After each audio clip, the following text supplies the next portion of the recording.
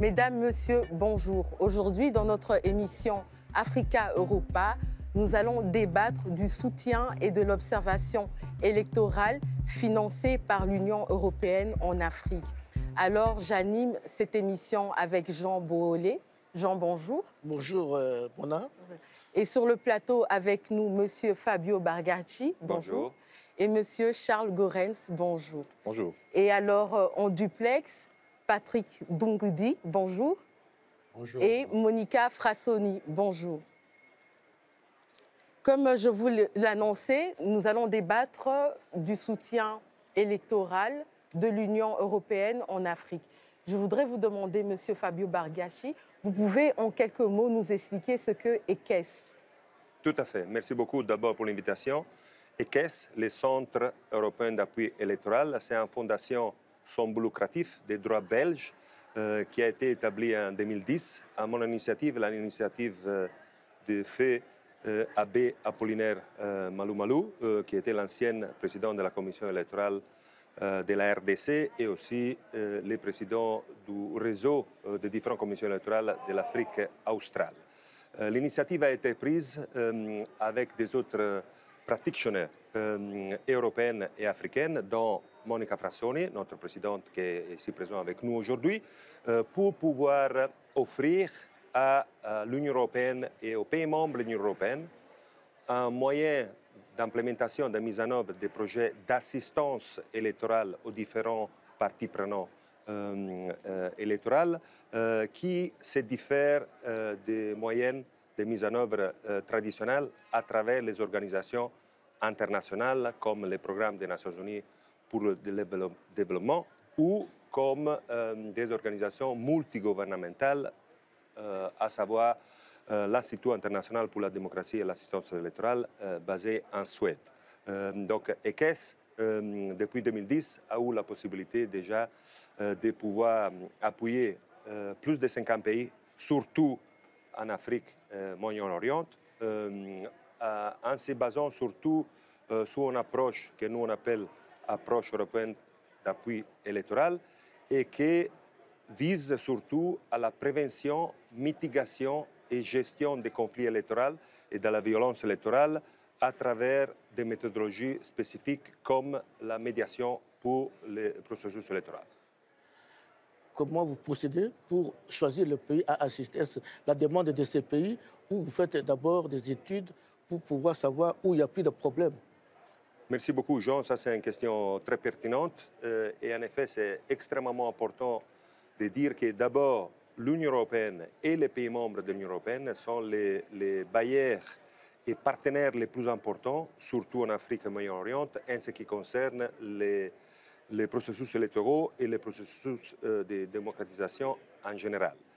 Dans ce contexte, il y a bien entendu des discussions, des coopérations entre les pays partenaires en question et l'Union européenne sur les priorités à donner dans les différentes années à la coopération entre ce pays et l'Union européenne et ses pays membres. Et dans ce contexte, il y a des enveloppes spécifiques qui sont dédiées à l'assistance électorale et nous, on manifeste bien entendu notre intérêt soit aux pays spécifiques, soit à l'Union européenne et ses pays membres, et on indique notre volonté de pouvoir appuyer et être considéré pour un financement, en sachant que nos bailleurs, comme je disais, c'est l'Union européenne, et après les pays membres comme l'Allemagne, l'Italie, la France, le Luxembourg, l'Irlande, Danemark et France, que j'ai déjà mentionné.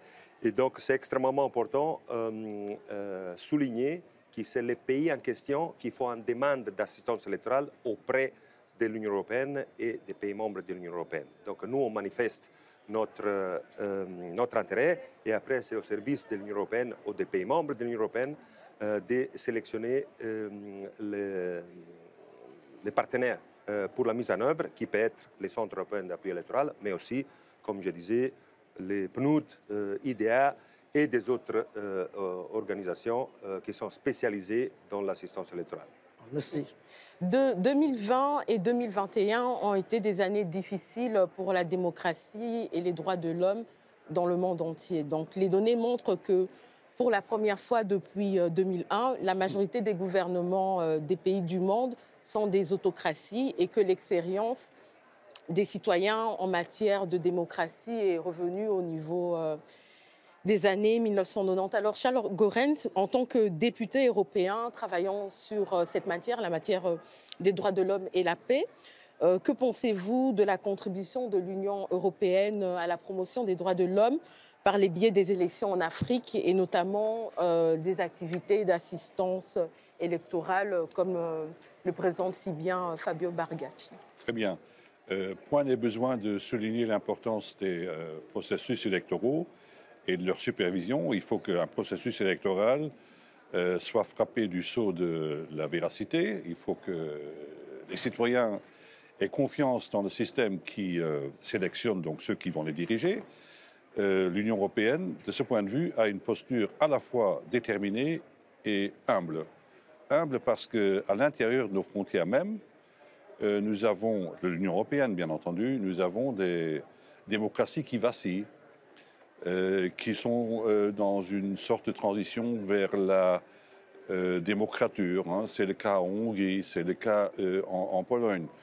Donc j'aurais tendance à dire, avant d'aller ailleurs, balayons d'abord devant notre porte. Je crois qu'on ne peut pas faire l'un après l'autre, il faut faire les deux à la fois. Donc nous sommes tous logés à la même enseigne. Pas de leçons à donner aux autres, mais essayons de partager les formules, les pratiques qui ont fonctionné chez nous avec ceux qui veulent partager cette expérience. Donc de ce point de vue, nous avons un instrument à offrir. Nous pouvons ajouter à la fiabilité, sans doute déjà existante, des processus qui se mettent en route. Ceci dit, nous avons aussi un travail d'apprentissage à faire. Le peu de choses que je sais de l'Afrique, et plus je me plonge dans l'étude des phénomènes qui sévissent sur ce continent, plus je découvre que j'ai des lacunes dans mon savoir. Mais le peu de choses que je sais m'apprennent que la démocratie en Afrique, ce n'est pas tout à fait la même chose qu'en Europe. La démocratie en Afrique était plutôt consensuelle. Donc, vous m'interrogez sur ce qu'on peut faire. Moi, je crois qu'en tant que Parlement européen, on est très proche de la démocratie européenne. Parce que ce Parlement, ce n'est pas un Parlement comme les autres. C'est un Parlement où on s'écoute l'un et l'autre. C'est un Parlement où il n'y a pas de majorité et d'opposition. C'est un Parlement où les majorités se recherchent en permanence. Et je crois que c'est sans doute la formule, d'ailleurs c'est ce que je ressens dans l'entretien avec les Africains. Nous aussi, nous ne sommes pas intéressés à avoir des oppositions stériles, on veut avancer. On veut avancer non pas en poussant les extrêmes, mais en faisant des compromis. C'est notre tradition, c'est la palabre. Et au Parlement européen, c'est, parmi tous les parlements que vous pouvez citer, c'est sans doute la formule qui sied le plus à nos partenaires africains. Donc je crois que là, nous avons un terrain d'entente, une lecture commune de la situation et aussi des réflexes très similaires. Merci.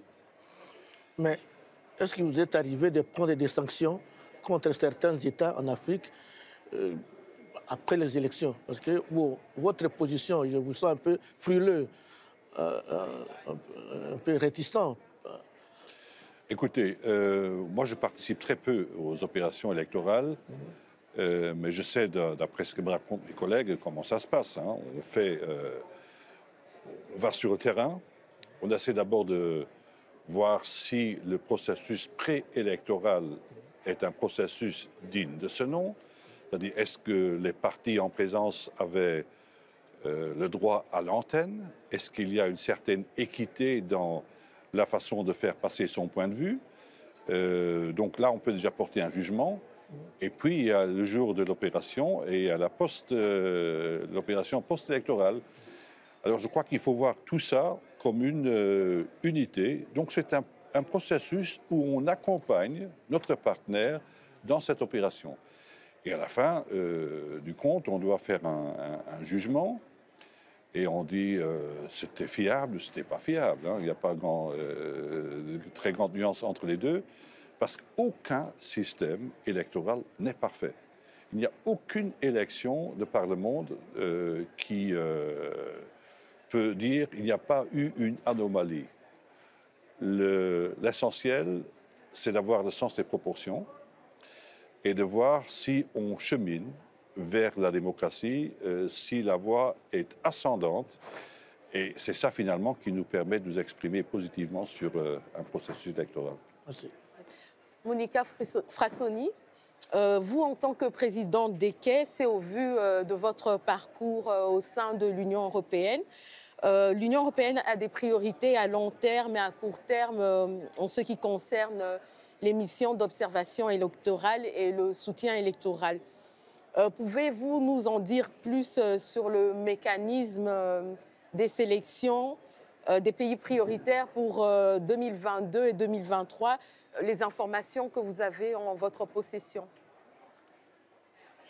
Bon, premièrement, bonjour à tous et à toutes. Je voulais, vu que vous êtes en train de transmettre cette intéressante émission du Parlement à l'ancien président au président du Parlement européen qui vient de décéder cette nuit, qui a été une présence extrêmement forte des soutiens justement pour les rôles du Parlement européen, pour la démocratie et pour les droits de la personne. Et donc, je m'en devais justement de faire cette petite préalable parce que je pense que les parlements européens étaient toujours ultra motivés à faire en sorte de ne pas simplement être un observateur, mais de donner une contribution active et de soutenir les institutions de l'Union européenne dans les actions d'observation, mais aussi d'appui. Pour ce qui est de mon expérience, je dirais que l'observation est vraiment importante, est vraiment cruciale, mais c'est avec les activités d'assistance électorale qu'on peut donner un suivi et disons ainsi, sens à ce que nous observons. Et donc, tout ça me fait dire que la priorité de l'Union européenne dans les choix des pays et donc dans la demande qui est faite à des organisations comme la nôtre de soutenir l'Union européenne, parce que nous, on est nés pour soutenir l'Union européenne, est quelque chose qui dépend de la volonté de l'État bénéficiaire. C'est surtout à travers une demande, comme ça a été déjà dit, que l'Union européenne s'active, mais aussi une volonté de maintenir un débat politique qui puisse avoir un résultat concret et mesurable sur le plan de la gouvernance économique. Quand nous sommes dans les différents pays, nous sommes demandés d'avoir des résultats, on est contrôlé et d'ailleurs, il y a un lien qui est fait de façon directe entre la mission différente d'observation électorale et les recommandations qui sont faites par ces différentes missions d'observation et c'est que les programmes d'assistance font. Donc, le choix des différents pays pour répondre à vos questions ont un lien avec tout ça, avec la possibilité d'avoir effectivement une governance efficace, de la possibilité de bouger dans les différents pays, parce que c'est clair que s'il y a une situation de grave conflit, même si notre organisation est particulièrement experte dans la gestion des conflits électoraux, c'est clair que la possibilité de conduire notre travail est moins forte. Mais je voudrais vraiment insister sur les liens qui existent entre la force de l'assistance électorale que nous faisons comme opérationnelle, nous ne sommes pas politiques dans ces cas, on suit les lignes directrices de l'Union européenne, et l'effet que l'assistance électorale que nous faisons est visiblement en aide, mais qui ne remplace pas la responsabilité des différents pays bénéficiaires. Et donc, je pense que sur le choix spécifique pour 2021-2022, je ne suis peut-être pas la personne la plus adéquate à répondre, mais c'est un peu ce qu'il y avait aussi dans les années passées, des pays qui sont ou bien en transition, mais qui ont une réelle possibilité de conduire des élections qui vont dans l'élection. Je voudrais juste très rapidement, Madame, faire l'exemple du Nigeria, où évidemment c'est un grand pays, c'est un pays difficile, c'est un pays extrêmement challenging, mais et où évidemment notre mission a été, parce que c'est un projet qui continue seulement une partie du grand travail électoral qui est fait, mais où nous avons pu vraiment mesurer avec les rapports que nous avons construits avec l'Union européenne, avec les institutions nigériennes, que notre apport en termes de training, en termes d'adéquation de l'offre, en termes de techniques, a été fortement apprécié et utile. Et je pense que quand on travaille avec l'Union européenne dans ce type de domaine, le fait de faire des choses utiles est absolument crucial. Mais j'ai une question. Bon, ici, je sens qu'il y a beaucoup de réticences, même si vous apportez cette assistance électorale, mais lorsqu'il y a des cas avérés de violation des droits de l'homme ou de fraude, est-ce que vous gardez la neutralité ou vous prenez position? Alors là, je vais parler autant qu'ancienne observatrice électorale, parce qu'évidemment, je ne peux pas parler autant qu'ECES, parce que ECES, donc l'organisation que je préside, c'est une organisation qui est censée faire de l'assistance électorale directement avec les bénéficiaires. C'est clair que dans nos relations avec l'Union européenne, nous faisons régulièrement des rapports et nous parlons directement avec l'Union européenne. Mais ce n'est pas au domaine de l'assistance de donner des jugements. Par contre, quand il y a des missions d'observation électorale, l'Union européenne, enfin, pas l'Union européenne, la mission, parce qu'il faut dire que la mission électorale est quelque chose de complètement séparé. Et donc, la mission électorale est quelque chose d'autonome et indépendante. Moi, j'étais chef de mission 2 fois dans 2 pays qui n'étaient pas évidemment ultra compliqués en ce moment-là, mais quand il y avait des problèmes, on les disait de façon claire. Et dans l'histoire, par exemple, je pense par exemple à la mission en Éthiopie il y a quelques années, enfin il y a plusieurs années, il y a eu dans Mauritanie, enfin il y a eu toute une série d'exemples dans lesquels l'Union européenne a clairement dit, enfin l'Union européenne, la mission a clairement dit qu'il y avait des choses qui ne marchaient pas et que donc il y avait des questions ouvertes. Il me semble aussi que Fabio aide moi, mais aussi à Zanzibar ou dans d'autres occasions, il y a eu effectivement des moments où les missions d'observation ont clairement dit qu'il y avait des problèmes. En même temps, il faut être très, très, très attentionné.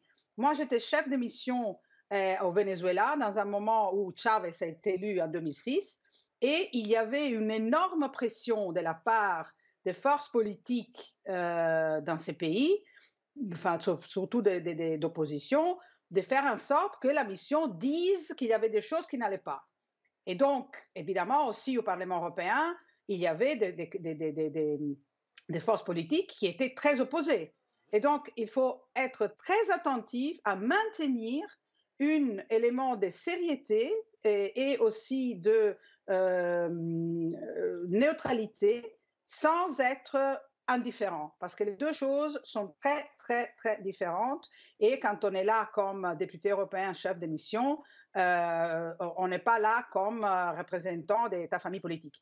Mais ça, je voudrais vraiment insister, c'est différent que le travail d'assistance que nous faisons un peu partout en Afrique, où il y a un rapport direct avec les institutions et avec l'Union européenne, et c'est à l'Union européenne et pas à ceux qui font, disons, les travails, de dénoncer ou de commencer un dialogue politique avec les autorités des différents pays pour éventuellement résoudre et faire face à ce type de discussions. Merci. J'espère d'avoir été claire. Oui, merci beaucoup. Merci, madame. Patrick, vous êtes le dernier à intervenir. Vous avez un peu suivi les questions, les réponses. Quelles sont les observations que vous voulez émettre et les questions que vous souhaitez poser? Merci, Mona. Malheureusement, je n'ai rien entendu aux réponses de madame Frassoni, donc c'est dommage. Je ne sais pas si elle en a parlé, mais j'avais une question pour monsieur Barghiassi. Bon, plusieurs questions même. Premièrement, vous avez dit que ECES est une mission d'assistance électorale. Mais quand on sait que l'Union européenne envoie aussi des missions électorales, je voudrais savoir si au sein des caisses, vous avez également des missions électorales, bien comment vous travaillez avec les missions de l'Union européenne. La deuxième question, c'est quel est le budget global des caisses? Et la troisième question, quel est le budget global général d'une mission d'assistance dans un pays en Afrique pour les élections? Et la toute dernière question, c'est de savoir quels sont les problèmes récurrents que vous voyez en tant que mission d'assistance et comment dire, c'est pas à vous d'améliorer, mais comment améliorer ces problèmes, tant à votre niveau qu'au niveau des pays partenaires. Merci beaucoup. Des questions extrêmement importantes dont je vais essayer de vous répondre en disant d'abord que ECES est une fondation indépendante, neutrale et apartitique.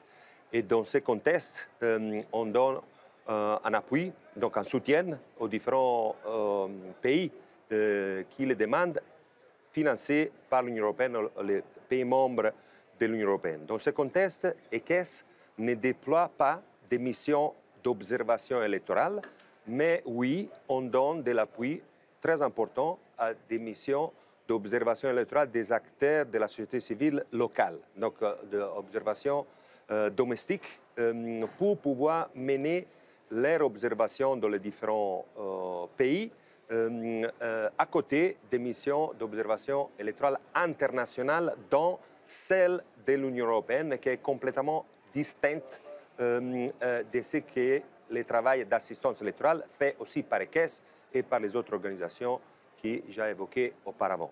Donc c'est extrêmement important de souligner que les missions d'observation électorale de l'Union européenne sont les compléments politiques de l'assistance électorale, en sachant que dans un contexte d'un cycle électoral qui en général ça dure 5 ans, des projets d'assistance électorale comme celle évoquée par Mme Frassoni au Nigeria, que nous on a mis en œuvre, peut durer aussi 5 ans. En Jordanie, on a mis en œuvre un projet de 4 ans. En Éthiopie, on est en train de mettre en œuvre un projet de 3 ans, seulement pour souligner que la temporalité et l'extension temporelle d'un projet d'assistance électorale est beaucoup plus importante, beaucoup plus longue par rapport à la durée d'une mission d'observation électorale qui peut être de 4-5 mois à la fin du processus. Nous, on arrive beaucoup plus en amont et souvent, on travaille aussi dans des autres domaines qui ne sont pas stricto sensu liés à l'organisation des élections par une commission électorale ou un ministère de l'Intérieur, selon les différentes organisations des pays pour organiser leurs propres élections. Donc on travaille aussi dans des contextes d'appui à des parlements, aux médias, à la société civile pour l'éducation citoyenne électorale. Donc dans ce contexte, je répète, ECES ne déploie pas des missions d'observation électorale par nous-mêmes et surtout, on ne fait pas, bien entendu, des déclarations politiques parce qu'on est apolitique et donc notre ligne, c'est la ligne de l'Union européenne. On est là pour faciliter la coopération électorale entre l'Union européenne et ses États membres et aussi les pays bénéficiaires ou partenaires qui ont fait demande de cette assistance auprès de l'Union européenne. Les liens que nous on a avec les missions d'observation électorale de l'Union européenne, il est très clair parce que c'est de notre mandat qu'on s'est donné quand on a voulu s'établir, de aussi faciliter les dialogues entre l'Union européenne, les missions de l'observation de l'Union européenne, qui, comme Mme Frassoni a dit, elles sont indépendantes, oui, mais le chef de cette mission d'observation électorale est toujours un parlementaire européen. Et donc, nous, on essaie de faire les liens entre la mission, les délégations de l'Union européenne sur place, les services de l'Union européenne ici à Bruxelles et notre projet d'assistance électorale pour pouvoir faciliter la mise en œuvre des recommandations des différentes missions d'observation électorale qui touchent de A à Z tout le processus électoral, donc du contexte juridique, du contexte opérationnel et surtout du climat politique aux alentours de ces élections. Donc, bien entendu, les missions d'observation électorale de l'Union européenne font des recommandations qui, surtout, sont traduites en projets d'assistance électorale mis en œuvre par différents partenaires, mais sont des recommandations. Et donc, c'est important dans le contexte du dialogue politique et surtout dans le contexte, M. Goren indiqué, qu'il n'y a pas d'imposition, bien entendu, sur ces recommandations. Il n'y a pas des élections qui sont parfaites et que tout doit s'inscrire dans un contexte d'un dialogue politique entre l'Union européenne et les pays bénéficiaires en question. Donc les problèmes que nous les problèmes récurrents qu'on observe, entre guillemets, dans les différents pays où on donne une assistance électorale sont liés surtout à ce qui sont les conflits électoraux qui surviennent surtout dans des contextes de différences d'opinion ou de perceptions sur l'enregistrement des électeurs et donc sur le fait qu'il y a beaucoup d'électeurs qui pourraient être tirés de leur droit de vote dans quelques régions et sur des questions de transmission et agrégation et proclamation des résultats. Bien entendu, ça c'est les deux points les plus importants d'un processus électoral et c'est extrêmement important au niveau assistance électorale, mais aussi observation électorale internationale et domestique, travailler sur ces questions dans un contexte d'apaiser les tensions et de la prévention des conflits électoraux, comme je disais, de notre parti, avec une méthodologie de médiation électorale. Et pour la deuxième question que vous avez posée, qu'est-ce qu'il faudrait, ça peut arriver à améliorer? Je crois qu'au niveau de l'Union européenne, il faut la féliciter, l'Union européenne et ses pays membres, parce qu'ils sont les champions de l'appui électoral, observation et assistance. Et quelque chose ça peut arriver à améliorer, c'est un peu les mécanismes. Si on veut des sélections des partenaires de mise en œuvre, où on voit que dans des autres réalités, par exemple aux États-Unis, il y a un cadre de partenariat spécialisé qui regroupe les différentes organisations spécialisées dans l'assistance électorale et qui, de forme régulière, sont consultées pour pouvoir participer, en effet, à la mise en œuvre de ces projets. Ici, au niveau de l'Union européenne, c'est du cas par cas, pour des raisons très compréhensibles, où l'assistance électorale a un impact aussi politique. Mais je crois que ça peut arriver le moment venu de pouvoir considérer des réalités différentes comme celle des États-Unis que je venais d'évoquer. Charles Goerens, suite justement aux déclarations de M. Fabio Barghiacci, vous avez un avis à émettre? Je crois qu'à travers les réponses que vous venez de donner, on voit que l'opération électorale, c'est bien plus qu'une opération purement arithmétique. C'est un processus qui recueille plusieurs disciplines, qui s'étale dans le temps, qui s'observe dans le temps. C'est un processus lent et long, et il fait partie, donc il s'inscrit dans l'agenda qui nous guide dans notre politique de coopération, dans l'agenda du respect des objectifs du développement durable. La démocratie, le maintien de la démocratie, le développement de la démocratie en est un. La gouvernance qui est très étroitement liée à cela en est un. Et de ce point de vue, nous sommes tous logés à la même enseigne. Il n'y a pas, comme c'était encore le cas pour les objectifs du millénaire pour le développement, les pays en développement pour lesquels ils étaient destinés. Ici, nous sommes tous des pays en développement, tous. Parce que nous avons tous des expériences à pratiquer, des expériences à partager avec les autres. Et bien entendu, le nouvel instrument de coopération, le NDICI Global Europe, dont j'étais l'un des co-rapporteurs, d'ailleurs, s'inscrit dans cette ligne. Hein. Nous avons un modèle européen que nous partageons, qui est générateur et protecteur de valeurs communes, qui ont fait leurs preuves après des expériences qui étaient tout sauf démocratiques. Nous avons donc une période qui va de 1945 à aujourd'hui, où nous avons pu développer la démocratie. Mais il y a des rechutes. je parlais tout à l'heure, même chez nous, c'est très déplorable. Donc la démocratie n'est jamais acquise. D'où la pérennité des opérations d'assistance, qui est aussi une manière d'observer si dans le processus de développement d'un pays, il y a des éléments qui sont à l'opposé de ce que nous souhaitons pour le développement, ou si c'est le contraire. Donc il faut rester hyper alerte et très déterminé avec, bien entendu, une vision du monde qui doit tendre vers la démocratie. Malheureusement, le pendule va dans l'autre sens, mais ce n'est pas une raison pour désespérer. Au contraire, c'est une raison pour être encore plus déterminé. Monica Frassoni, vous avez peut-être aussi un avis à émettre par rapport à votre collaborateur? Évidemment, je ne peux qu'appuyer ce que, en fait, vous avez tous dit. Parce que je pense qu'il y a sûrement une concentration de la part de l'Union européenne sur les thèmes de l'assistance électorale et en général de la governance. Comme Fabio l'a dit, l'Union européenne est le numéro 1 de ce point de vue-là.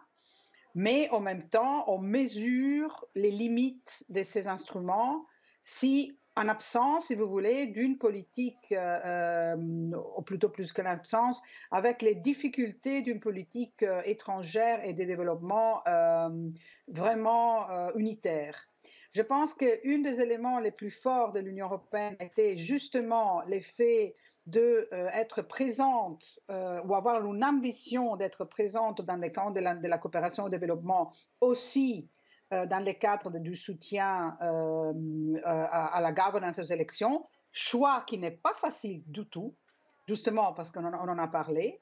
Mais je pense que c'est une question qui est absolument relevante. D'ailleurs, je voulais dire que par rapport à d'autres régions du monde, l'Union européenne prend aussi quelques risques. D'ailleurs, l'Union européenne soutient aussi les Nations unies dans ce type de travail, même si nous pensons que l'Union en tant que telle doit avoir un rôle autant que l'Union européenne, parce qu'elle sait dire, notamment du point de vue de la governance et de la démocratie, des choses différentes. Je suis tout à fait d'accord quand on dit que la question de la démocratie est un processus à défendre un peu partout.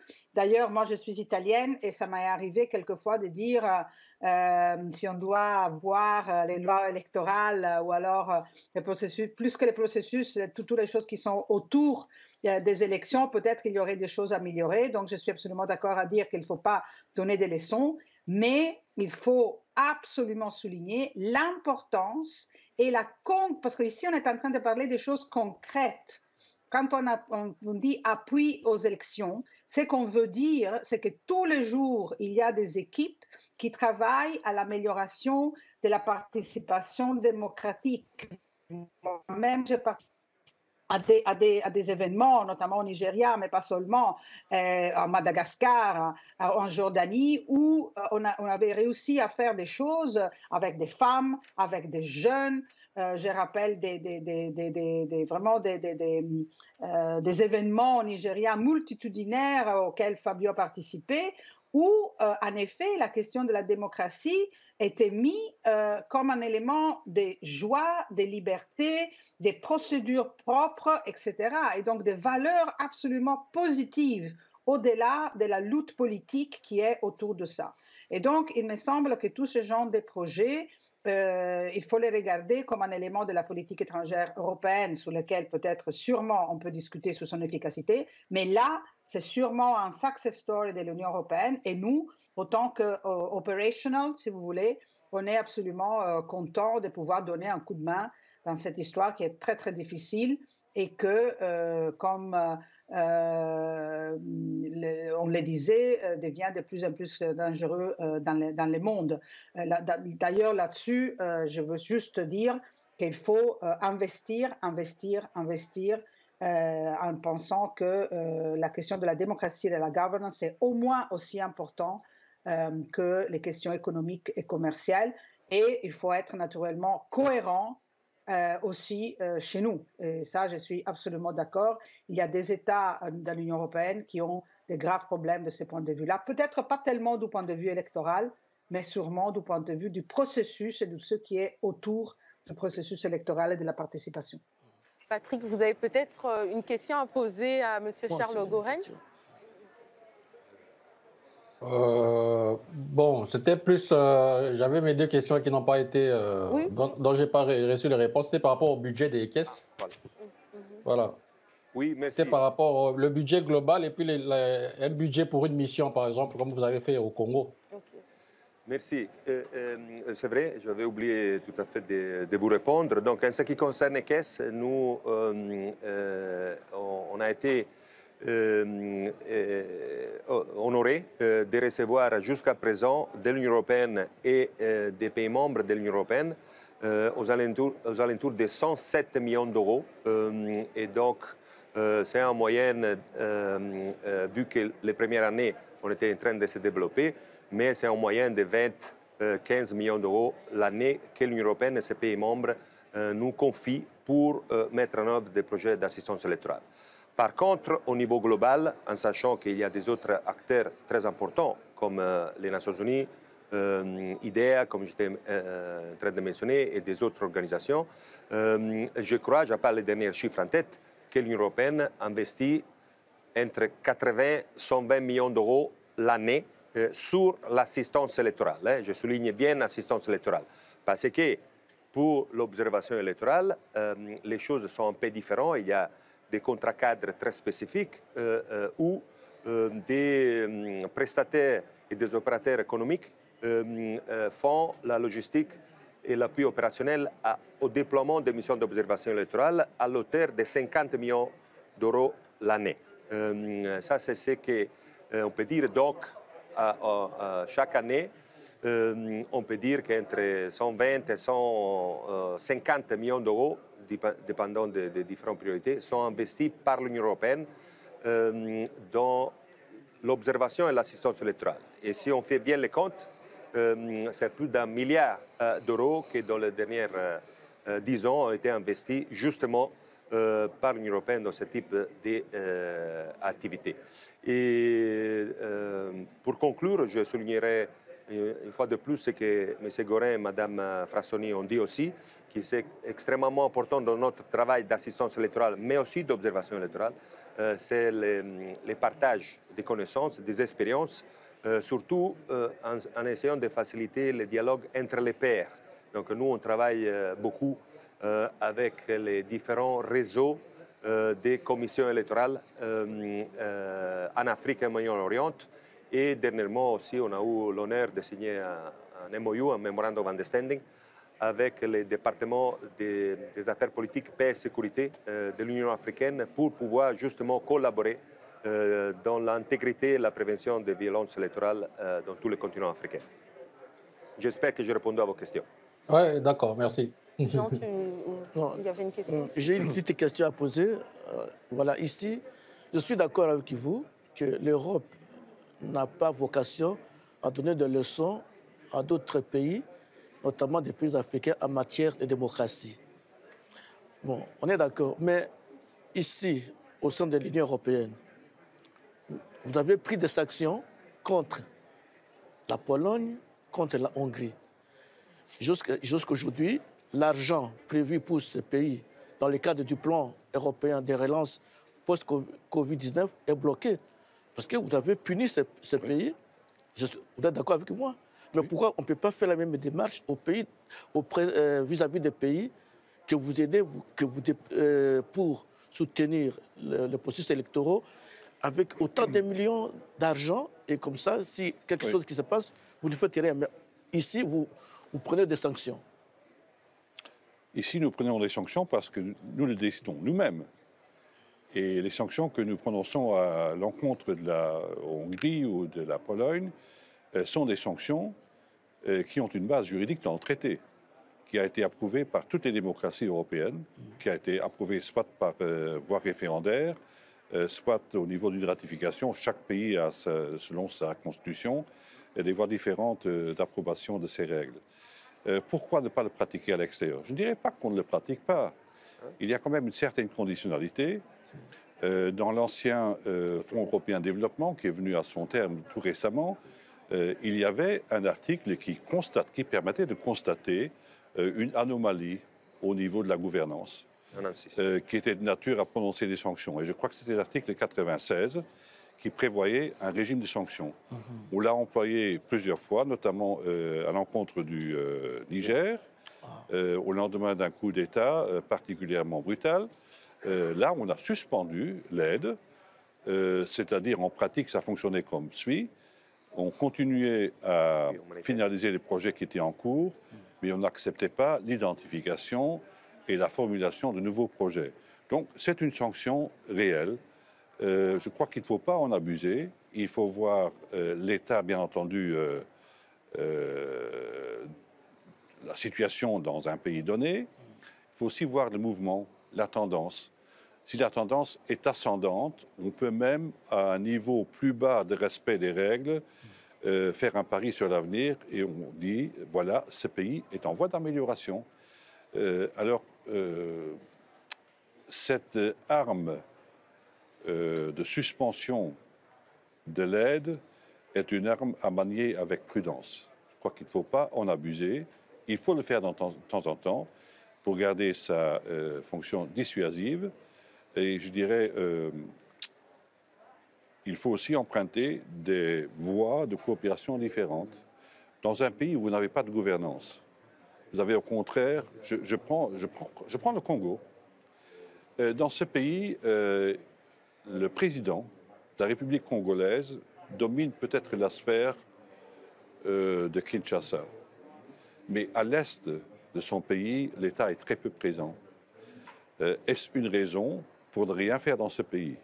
Non, je dirais qu'il faudrait faire un deal avec le président et son gouvernement pour dire est-ce que vous acceptez que nous, en tant que partenariat qui normalement traitons d'État à État, on soit plus présent dans cette région, qu'on essaie de développer un peu la démocratie, qu'on essaie de développer des activités économiques, qu'on essaie de faire en sorte que cette région puisse fonctionner. Des zones spéciales, sous protection, bien entendu, du Congo, et aussi des forces internationales, parce qu'on va devoir être nombreux à concourir à cette expérience. Et puis, vous aurez là un petit îlot de gouvernance, et au fur et à mesure que ça se développe, on ne peut pas avoir seulement une seule région, plusieurs. Vous pourrez construire une démocratie de fait sur tous ces îlots, sur tous ces piliers de gouvernance. Je crois que c'est ça l'approche. Ce n'est pas parce que ça n'existe pas qu'il ne faut pas y réfléchir. Il faut le faire. Et il faut aussi trouver appui auprès de la société civile. D'ailleurs, dans les pays où vous avez le plus de problèmes pour ce qui est de la démocratie, où vous avez une détérioration de la démocratie. La première chose que font les autorités en place pour éliminer la concurrence, c'est de rendre la vie difficile aux ONG. Tout ce qui est non gouvernemental est éliminé. Hein. On le voit même dans les pays européens. Pas seulement de l'Union européenne, mais aussi en Russie. Hein, on voit que la démocratie, c'est quelque chose de très coriace. Mais quand vous êtes une fois sur le déclin, vous devez mobiliser toutes les forces du monde sans être sûr du résultat pour freiner ce déclin et pour repartir dans l'autre sens. Donc, encore une fois, soyons conscients de la fragilité et soyons conscients de la nécessité de nous entraider. Parce que chacun a besoin de l'autre à un certain moment. Surtout à une époque où les discussions, où les négociations entre tous les pays sont nécessaires sur la sécurité, sur la santé, sur le climat. Alors il vaut mieux faire ça dans un contexte où l'opinion publique se voit investie dans ce dialogue, où elle a un rôle participatif plutôt que de rester simple observateur. Merci beaucoup. Fabio, en Afrique et au Moyen-Orient, justement en parlant, les élections sont aussi perçues, donc génèrent de la violence. Et quels sont les éléments que vous conseillez, les dispositions à mettre en place justement quand on arrive justement à des conflits et à de la violence hein, et même à des drames? Bon, merci. Et d'abord, je voulais féliciter M. Goerens pour ce qu'il a évoqué en ce qui concerne l'utilisation des sanctions, aussi dans le contexte de l'arrêt des activités du développement, mais la continuation de ce qui était tout à fait humanitaire, qui a été utilisé justement l'article 96 dans plusieurs pays. Je me rappelle le Zimbabwe, je me rappelle le Madagascar et des autres. Niger et des autres pays. Bien entendu, maintenant, on est en train de travailler au Mali, où il y a une transition extrêmement complexe. Il y a des autres situations en Afrique qui sont similaires. Dernièrement, Guinée-Conakry, Tchad, Soudan, sont tous des pays où on a travaillé auparavant. On est en train de manifester notre intérêt pour amener notre expérience comparative au service de la coopération électorale entre l'Union européenne et les pays membres et les pays bénéficiaires en question qui ont déjà fait demande. La RDC, c'est un autre pays complexe, je dirais, dans ce contexte, vu ce qui s'est passé dans les élections précédentes. Et donc, pour nous, la voie principale à travailler, c'est le dialogue politique dans un contexte, justement, de médiation électorale.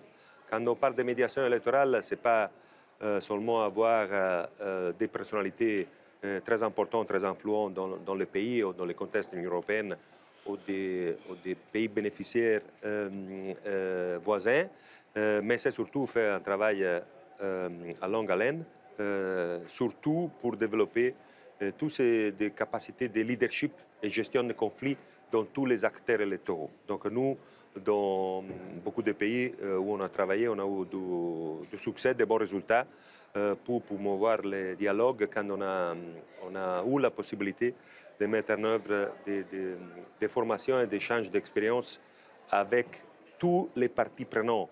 Et quand je parle des partis prenants, il y a oui la commission électorale qui organise les élections, mais il y a les partis politiques et les candidats en question, en sachant que partout dans le monde,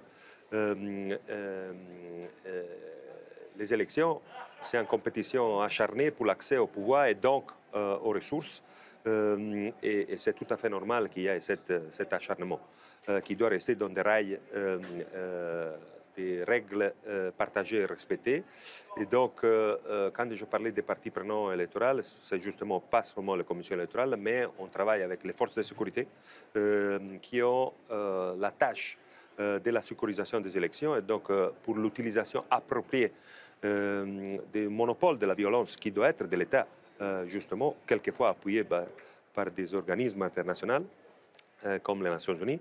Mais c'est aussi important de travailler avec toutes les institutions de l'État qui s'occupent du contentieux électoral et justement dans un contexte de proclamation des résultats où souvent les manifestations de violence sont liées à la transmission, agrégation et proclamation des résultats.